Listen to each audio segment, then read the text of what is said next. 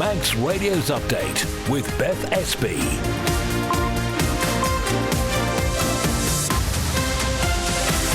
Well, first of all, good evening. Hope you're well. This is Update, where we're going to take you through the main news of the day in under half an hour. So coming up before 5:30, the Infrastructure Minister responds to news that the Isle of Man ferry terminal in Liverpool needs some upgrading.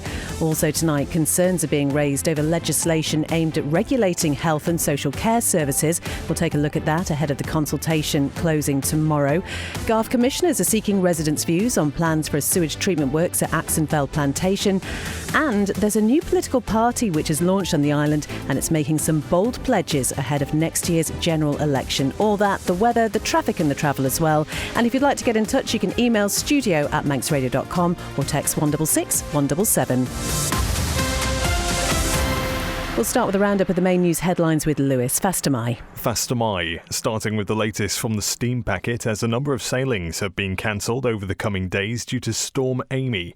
Tomorrow, the 1:45pm sailing from Heysham to Douglas and the 7:15 evening return will no longer go ahead. Meanwhile, all of Saturday's sailings, both to and from Heysham and Liverpool, have also been cancelled.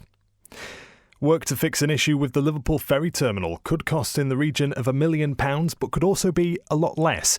The Infrastructure Minister has been pressed for a figure following the announcement that an upgrade is needed to allow the steam packets Manxman and Ben McCree to berth at low tide. Home visits for women who've just given birth are being reinstated later this month. Manx Care says successful recruitment within the maternity team and a transformation in how outpatient services are delivered means 2 visits can now be accommodated in the first week of the baby's life. And Isle Listen's Tough Mucker event has been postponed because of the adverse weather linked to Storm Amy. The obstacle course challenge was due to take place in Ballafasson this weekend, but will now be held on the following Sunday. The latest international news, the UK Prime Minister's chairing an emergency Cobra meeting in Downing Street after a synagogue attack in Manchester that's killed 2 people. Sir Keir Starmer raced back from meetings with European leaders in Denmark, calling the incident appalling. Scotland Yard have declared it an act of terrorism and arrested 2 people. Chief of Greater Manchester Police, Sir Stephen Watson's given an update on the victims. We can confirm that 2 members of our Jewish community have sadly died. 4 further people remain in hospital, having suffered a variety of serious injuries.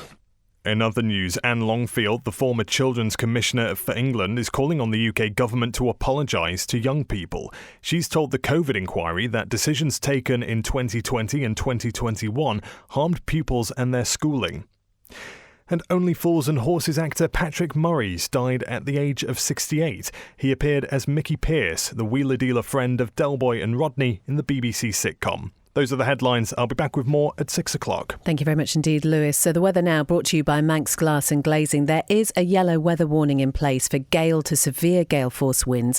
That comes into force tomorrow at 4 p.m. and will be until 6 p.m. on Saturday. So there are likely to be gusts of around 50 to 60 miles an hour. It could be 65 in more exposed coastal areas and on higher ground. So there is that risk of travel disruption, which we'll talk about a little bit later. Also likely to be some fallen trees and possibly minor structural damage as well. And because of that area of heavy rain that's also going to move in as well, there could be the risk of localised surface water flooding. If you've got any concerns about that, if you go to the Civil Defence page, they have got some advice on there about how to prepare for this sort of weather. The general forecast for this evening then, outbreaks of rain will become heavy for a time. They will clear overnight. The winds will veer southwest and decrease as that rain clears. So minimum overnight temperatures will be around 11. And tomorrow it'll be dry and bright to start with, but the rain will move in from the west around lunchtime, becoming heavy and persistent before clearing early evening. And those winds are going to steadily increase to reach those gale or severe gale forces by mid-afternoon. Sunset this evening, 6:53. Sunrise tomorrow morning, 7:23. Manx Glass and Glazing can supply and install single, double and triple glazing. Call 674 573 or visit the showroom on the Snugborough Trading Estate. A great night's sleep got even better with Zed's Bedding Store. From quality Bell-Dawn bed linen and mattress protectors, fleece and woven throws to luxury duvets from the fine bedding company. Zed's Bedding Ramsey, next to Isle of Man Bank. Many people are struggling. You can help by volunteering or making a donation to Isle of Man Food Bank. whether it be food or essential items or financial support. Please call 646 999, brought to you by Descon Office Interiors. For a wide range of wood-burning stoves and a complete installation service, visit The Snug in Ramsey. And we don't stop there. Kiln-dried firewood and full aftercare service, including chimney sweeps and maintenance. Call The Snug in Ramsey. Reach the Isle of Man's biggest radio audience with Manx Radio. Airtime, sponsorship and digital opportunities available. For more information on how we can help your business grow its market share, contact the friendly, experienced team on sales at manxradio.com. You're listening to Update. It's 5.5 minutes past 5. So as we told you on this programme yesterday, the new Isle of Man ferry terminal in Liverpool, which estimates put it costing around £70 to £75 million, needs to be upgraded. The Department of Infrastructure says in berthing trials for Manxman and Ben McCree last year, it was found that at lower tides, mooring lines clashed with a dolphin fender. Now, the planned work is going to affect some sailings to and from Liverpool on the first weekend of November. That will now have to divert to Heysham. Well, Lewis has been talking to the Infrastructure Minister, Dr Michelle Haywood, starting with that all-important question: how much is this going to cost? That's not absolutely certain at the moment, if I'm really honest about it. So we know we had problems last winter, and people will be aware there were a number of cancellations and changes to the schedule that the steam packet put out, and it's to do with the position of the fenders on the mooring dolphin.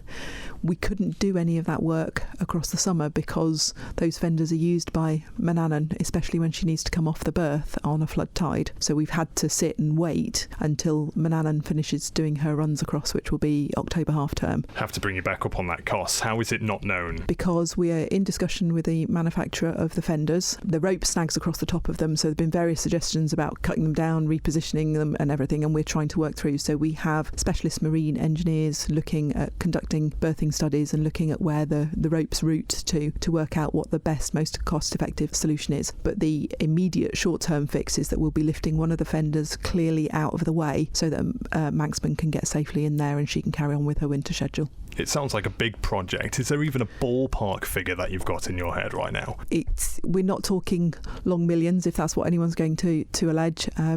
We're probably in the million-ish pounds, depending on exactly what the fix is. And I mean, we're currently using estimates for the final cost between £70 to £75 million for the total spent on the ferry terminal. Is it this issue why your department's been so hard to pin down on that final figure? This is one of a number of issues that are still ongoing after the build. So, we know what money has been spent so far, but there are still some very complicated legal negotiations going on. So, is it within the DOI's right to claim back some of the costs that have been incurred down the line following the contract, I suppose? It may well be, and that's. I'm not trying to be deliberately vague, but you're absolutely right that there is a potential that some of the costs for dealing with this will be recoverable in the future. That is the Infrastructure Minister, Dr Michelle Haywood, talking to Lewis. Much more to that interview as ever. You can find it in full as a newscast at manxradio.com. It's also attached to this story on the website as well. 8.5 minutes past 5. Well, Garth commissioners say they want to hear the views of residents about Manx Utilities' proposal for a sewage treatment works in Axenfell Plantation. Now, the local authority is organising a meeting at the Working Men's Institute on the 22nd of October at 7 p.m. before it submits its own view to the planning process. Vice Chair Miranda Farragher says she'd like to see residents from the affected areas of Laxey and Lonnon at that meeting. Well, we're holding the meeting to try to find out from members of the public, and it'll be people who live in the Garth area. There'll be mainly Laxey people, Laxey and Lonnon people, who will come along, we hope, to the Working Men's Institute on the 22nd, Wednesday night, 22nd of October at 7 o'clock. So we're holding the meeting to hear people's views. We'll be putting in our own view as a body of commissioners in due course. But before we do, we really want to hear what people think about the application, which is for the Axenfell site. And what would you like the outcome to be? I know you mentioned in the meeting that you're looking just to find out what the residents have to say. I think the outcome will be just that, won't it? Hopefully there'll be a chance for discussion. There'll be a chance for people's questions to be answered. That would be a good outcome if people have questions. We're hoping that there'll be somebody from Manx Utilities there, sitting in the audience, just like everybody else will be, listening and able to answer the technical questions, particularly the things that lay people don't understand or don't know about. They'll be there to answer that. That's the Vice Chair of GARF, Commissioners Miranda Farragher, talking to local democracy reporter Emma Draper. That meeting at the Working Men's Institute is on the 22nd of October at 7 p.m. You're listening to the Isle of Man's quintessential daily news and current affairs roundup. Update on Manx Radio. Now it's your last chance to have a say on the new Regulation of Health and Social Care Services Bill. The consultation into this legislation is closing tomorrow. Amy is with me now. Amy, just tell us first of all what exactly this bill covers. Essentially, it regulates health and social care services where those services are provided by a healthcare or social care professional and form part of a person's specific treatment or care plan for a disease, disorder, injury or condition. For example, any treatment involving prescribed products, injections or skin puncturing must be registered under the bill. While that mainly covers medical and dental services, it will also now include things that had previously fallen under a different department. Those are things like tattooing, microblading and acupuncture, as all those treatments involve the use of needles. So what does the bill not cover then? And, well, there does seem to have been a bit of confusion about this, so much so that the DHSC has issued a bit of a clarification. So it says that nail technicians, massage therapists, people administering holistic facials and massages, mindfulness and Reiki practitioners, life coaches and mentors are just some of those which will not be included in the regulations. The department says if any activity involves the use of instruments or equipment which are inserted into the body, or injection of a substance, the removal of tissues, cells or fluids from the body, the use of equipment in order to examine cells, tissues and other bodily fluids, or the application of light, heat or threads, they may fall under the scope of the bill. And I understand there has been a petition against these regulations and it's gathered quite some momentum. That's right. Around 450 people have signed it, calling for the bill to be scrapped. The petition creators argue it could risk forcing small local businesses to close, limiting access to trusted therapies and adding unnecessary bureaucracy to an already stretched health system. They believe there's no identifiable need for this legislation, as safeguards already exist through professional bodies, insurers, training requirements and codes of conduct. They say duplicating these systems only adds red tape while draining public resources. There were also concerns about the costs associated with it, including the cost of registering a business under the rules of the legislation. OK, so what has the Department of Health and Social Care said in response to this? Well, the department insists the bill does not propose or imply any specific fee amounts. Instead, it says the consultation is seeking views on the structure of a future fee model, specifically whether a sliding scale would be fairer than fixed thresholds. Rather than setting specific fees, it says the bill will give it the power to prescribe fees through secondary legislation, which would ultimately be subject to public consultation and Tynwald procedure. And that consultation is closing, but it is still live at the moment? It is. You have until the end of tomorrow to respond if you'd like to. As of yesterday, 120 people had submitted their feedback, and you can find out how to access it and where to get more information in the usual place, manxradio.com. Amy, thank you. Manx Radio Travel, driven by Quayside Tyres and Service Centre. Well, nothing to report on the police pages, although, as I mentioned earlier, there is some advice on there from Civil Defence if you're worried about localised flooding or structural damage ahead of the weather this weekend. All OK down at the airport. The main thing is going to be the steam packet. So there have been some cancellations, as Lewis mentioned in the headlines. All of Saturday's sailings are cancelled, and also the return from Heysham tomorrow at 1:42, which was a very precise time, that has been cancelled. But we can see the Manxman making its way into Douglas Harbour now. It will be alongside in around about 15 minutes or so. Ask how you can spread the cost interest-free at Quayside. You're listening to Update. It's coming up to 5:15. Well, a report has been carried out by the Tynwald Commissioner for Administration, Paul Beckett, into the process used by Baloo commissioners, which led to it not issuing a demolition notice on the Castletown Golf Links Hotel. Well, our local democracy reporter, Emma Draper, is with us now. She's been through this report and the outcomes today. Emma, just tell us, first of all, what is the basis of this report? Well, the complaint came from the directors of the Langness Golf Club, Philip and Peter Vermeulen, over a perceived lack of will by Baloo commissioners to demolish the former hotel.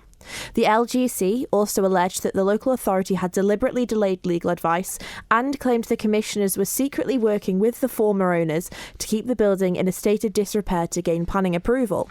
It added the issue had been going on for 12 years. Now, Malou commissioners refuted all those claims to the Ombudsman and provided evidence that it had issued a notice of works to the former owners to make the building look less neglected. This included painting and securing the hotel. It added it had been waiting for legal advice and for the outcome of a planning application and subsequent appeal before issuing a demolition notice. And so were there any other parties then involved in this report? Yes, there is. So a local group called the Derby Haven Resident Society was also included in the report, as they had similar complaints to the Langness Golf Club about the commissioners. And 2 MHKs were also included in the report as they held meetings with the commissioners, the residents group and the golf club. So then what did the Ombudsman find out about Malou commissioners? Well, the Ombudsman, Paul Beckett, found a number of elements of maladministration on the part of the local authority. Firstly, that the commissioners consistently declined to meet Peter and Philip Vermeulen a number of times without adequate grounds for refusal. Mr Beckett also established that there was incompetency on the local authority's application of legislation due to its focus on the outside of the building, which it claimed didn't appear to be in a dangerous condition. This, the Ombudsman said, was based on its external appearance rather than the hotel site as a whole. Mr Beckett also established that Malou Commissioners' wait-and-see policy amounted to maladministration and remained indifferent to any opposing view or plea at odds with this decision. So this was a very lengthy report. What happens now, Emma? Well, the decision to issue a demolition notice on the Castletown Golf Links Hotel still lies with Malou Commissioners, and the Ombudsman hasn't made any recommendations to either party. He has pointed out what has been found as maladministration on the part of Malou Commissioners, and it is down to them to take the report on board. Local democracy reporter Emma Draper, thank you very much indeed. And we have been in touch with Malou commissioners to offer them the opportunity to comment. 17 minutes past 5. There's a new political party on the Isle of Man, and it really does have some bold promises ahead of the next general election in 2026. Isle of Man First is pledging major reforms, from raising the tax allowance to £50,000 to creating a sovereign wealth fund and even transforming UCM into a fully accredited university. Now, the party says it wants to put Manx residents first, with measures across health, housing and government efficiency. Christian has been talking with the party's founder, Mitch Sorby, to hear more about their plans. Every decision in government, I think they should look at putting the Isle of Man first, whether it's something they personally agree with or not. It has to be the first thing for the island, for its residents, for its businesses and for the people that live and work here. What was the moment that made you decide to launch the party? Was there a tipping point? I've always been fairly vocal. Lack of support for the bars and the restaurants on island, where we were forced to close down for a period of time without any real support. And I look at the government as totally out of touch with the trials and tribulations. Hospitality doesn't need any support. What it does need is the government to stop taking so much from it. Well, let's turn to some of the detail, because obviously promises are one thing, delivering is another. We'll start with tax allowance in your draft manifesto. The headline pledge is to raise the personal tax allowance to £20,000 in your first 100 days. Have you costed that? There has been costings done on what that would cost. And what have you got? There is an outline on there. I'm not going to go into too much detail at the moment, for the simple reason all the detail I go into at the moment will probably be nicked by one of the current MHKs to try and do something similar so that they can buy themselves back into power for another 5 years. So I don't really want to go into that in detail. All you need to know is it has been costed.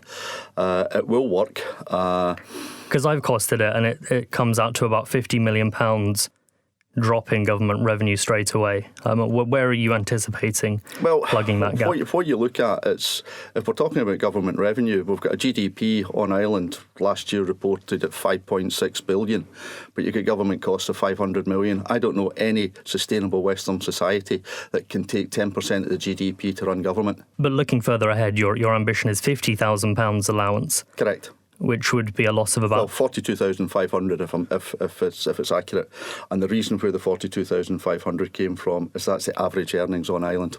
That is Mitch Sorby, the founder of Isle of Man First, talking to Christian. And once again, much more to that interview. It is in a newscast, which you can find on this story on manxradio.com. And so go and check that one out. Now, the motorcycle racer Kevin Canny says winning this year's Senior Manx Grand Prix was the biggest victory of his career. Away from his success on track, he told me on our Journey to a Dream podcast about the challenges and sacrifices that he's really had to make for his racing dreams to become a reality. When we're not racing bikes, it's work. Winter we do a lot of weekends, and I think last winter we done maybe like a month straight at work. It's all self-funded. We have 2 sponsors there, and a cousin of mine helps me out for the Manx every year. Small sponsors, like it covers maybe 4 or 5 sets of tyres. It's tough at the minute because just with the expense that's involved in it, it's not an easy sport to keep going. Would you be able to give us a sense though of what it does mean to a rider in your position when somebody says, yeah, I really do want to help you out? It's massive. I suppose it's pressure. You're always weekend sacrifices. You've got to think. Me and Katrina got married on the 15th of April 23. We still haven't got the honeymoon. That's the sacrifice we have to make. And when people come in and they be like, oh, we would like to buy you a set of tyres, that's one less set of tyres. It's a massive thing. And not only the tyres, like fuel, just everything, like anybody to give their own hard-earned money. And I know it's a big ask to do that, but whenever they come up, it's lovely and it's a great gesture. Has there ever been a point where you and Katrina have thought, is this really worth it? Every winter, whenever you're not at the bikes, I kind of go into this, I wouldn't say depression, but you go into this lull and you're like, what are we doing? Like, I've just spent another 30 or 40,000, this year trying to run these motorbikes, and it's just, is it worth it? And the sacrifices you make. Whenever you're not out on the bike or you're not working at the bikes, they're not in your mind and you're trying to get money gathered all winter to go racing next year. Like, why am I working for 20 days straight here? That's a tough time. Then you listen to what we just heard at the start of this conversation and you just think, that's why you do it. It's not all about the winning, but those highs when they happen must just be exhilarating. Phenomenal. Of course they are. Like, the dream is always to win the Manx Grand Prix or to be competitive at the Manx Grand Prix. And when we won it, the first thing me and the wife both said to each other, it's worth it. Everything was worth it. That's Kevin Canny, and you can hear the full podcast on the Journey to a Dream section at manxradio.com or on the Manx Radio Motorsport website. Just to let you know that because of the adverse weather conditions as a result of Storm Amy, with those predicted gale force winds over the coming days, they have decided to postpone Isle Listen's Tough Mucker event. It was supposed to take place in Ballafesson this Sunday. It is now going to be rescheduled to the following Sunday, that's the 12th of October. If you're taking part, you can roll over your entry to that date. You don't need to do anything in order to do that. But if you can't take part, then do get in touch and you will be able to get a refund for your entry fee from Isle Listen. Now, there's a chance to take part in what I can guarantee is one of the most unique fundraising events there is. It's been organised by Riding for the Disabled. We'll hear a little bit more about that on the programme tomorrow. But other sports news now. We are joined by our sports editor, Rob Pritchard, and obviously one eye on the weather for the weekend. Yes, indeed. I think a lot of sporting organisations will be, I suppose, just keeping an eye on things as they go. And already we're seeing the effect that it's having on the motorsport scene this weekend up in the north of the island. But yes, no doubt that everyone will be keeping their fingers crossed that things can go ahead with as little disruption as possible, but really hard to say at this point. And other sports news happening? Yes, well, starting with football, because work is underway to maximise the number of referees available for Manx football matches this weekend after fixtures were thrown into doubt earlier this week. Representatives of the Isle of Man FA and Isle of Man Referees Society held what has been described as a productive meeting on the matter last night. As a result, it's now expected all men's games this Saturday will be able to go ahead as planned. It followed reports earlier this week that almost, if not all, senior men's matches this weekend were at risk of being disrupted due to a lack of match officials. Furthermore, both parties add a new referee working group will be established to help drive the Isle of Man FA's referees strategy. The statement issued by both the Isle of Man FA and Isle of Man Referees Society is available in full at manxradio.com. Also in football, the Cherry Godfrey Cup tournament is set to return in 2026. Following the inaugural event in Jersey last year, organisers have confirmed the latest edition of it will take place at Victoria Park in Guernsey from the 26th to the 27th of June next year. The Isle of Man women's team will go into the competition as defending champions, having won the trophy during its debut in 2024. Well, over 2 days of matches, the Cherry Godfrey Cup sees the women's national sides of Guernsey, the Isle of Man, Isle of Wight and Jersey face off in a series of matches, all in pursuit of the silverware. Elsewhere, Isle of Man professional boxer Matthew Rennie has withdrawn from his latest fight, which was due to take place this week. The Manx competitor had been due to return to the ring at Box Park, Liverpool tomorrow. In an update on social media, however, Magic Rennie has announced he's pulled out of the contest due to illness. And finally, in motorsport, TT rider Jamie Coward has left KTS Racing after 6 years. The team announced it has mutually agreed to part ways with the 2023 privateer champion. In a statement, KTS says it's grateful for Jamie's dedication, hard work and passion, and wishes him every success on and off track for the future. Coward secured podium finishes at the Isle of Man TT and Southern 100 road races, as well as Northwest 200 and Armoy road races during his time with KTS Racing. Thank you very much indeed, Rob. Some other motorsport news we had today was the fact that Peter Hickman has got a new puppy. She is absolutely adorable. There is a photograph on the Manx Radio Facebook page, and we were asking you to guess what her name was, because there is a Manx theme, isn't there? I think we kind of worked out, is this possibly one of the favourite parts of the course for him? We're not absolutely sure the reason behind it, but yeah, she's an absolute cracker, isn't she? She is. There probably is a story behind that as well. Be interested to hear that from Hickman himself at some stage. I'm not going to tell you what her name is. Head over to the Manx Radio Facebook page and you can have a look. Just to remind you then that we have got this yellow weather warning in place for gales or severe gales. It's coming into force at 4 p.m. tomorrow until 6 p.m. on Saturday. Gusts of around 50 to 60 miles an hour. It could possibly be even 65 miles an hour in some more exposed spots. That'll be the coastal areas and on higher ground. So there is the risk of travel disruption. We know the sailings have been cancelled from tomorrow afternoon. That return from Heysham will not be happening, and there'll be no sailings on Saturday. There is also likely to be some fallen trees and minor structural damage. As ever, do stay tuned to Manx Radio and we will keep you up to date. And if you've got an event that's happening, we're always happy to let people know if you're having to postpone that for whatever reason over the next couple of days.